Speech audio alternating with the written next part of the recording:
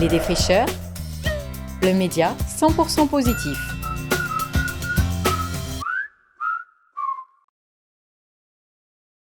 Je m'appelle Simon, je suis jardinier auto-formé, jardinier potagiste comme on dit maintenant, parce que je suis spécialisé sur les plantes nourricières.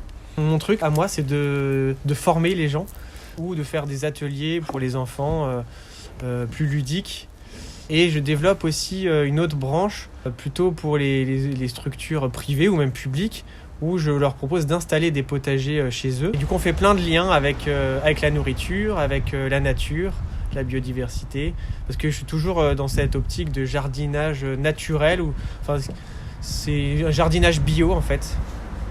Ça s'appelle Les Mains Vertes, que j'ai créé il y a 1 an exactement, en plein confinement.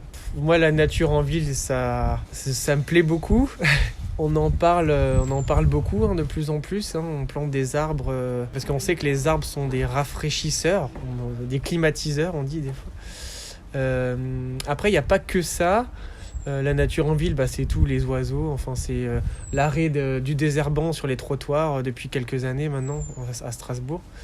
Et moi, dans cette nature en ville, c'est la partie nourricière qui me plaît beaucoup. Donc c'est ce qu'on fait là. Donc c'est la nature en ville qui en plus est nourricière.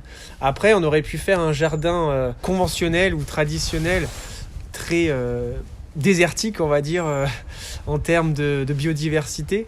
Mais par chance, là, les personnes qui font des jardins partagés en ville sont globalement très ouverts sur les nouvelles pratiques de jardinage qui sont plus respectueuses de la nature, des petites bêtes. Et donc là, on peut dire qu'en plus d'être nourricier, on a vraiment la nature. Le jardinage, le maraîchage et tout ça, c'est bien, mais il y a d'autres choses qui permettent de se nourrir et d'être en lien avec la nature. Il y a des projets de faire des forêts urbaines pour remettre justement de la nature en ville. Moi, je trouve que c'est des très bons projets. Mais moi, j'ai proposé un autre projet, un projet de forêt nourricière. Et ça, c'est des choses qui s'inspirent dans l'esprit permaculture et tout. C'est un projet que j'ai déposé au budget participatif de la ville et qui me tient beaucoup à cœur parce que je pense que c'est quelque chose qui va se développer de plus en plus et qui, en plus d'apporter des bienfaits pour l'environnement en général, ça apporte aussi de la nourriture pour les humains. Donc un arbre, pour qu'il soit productif, il faut 10-20 ans.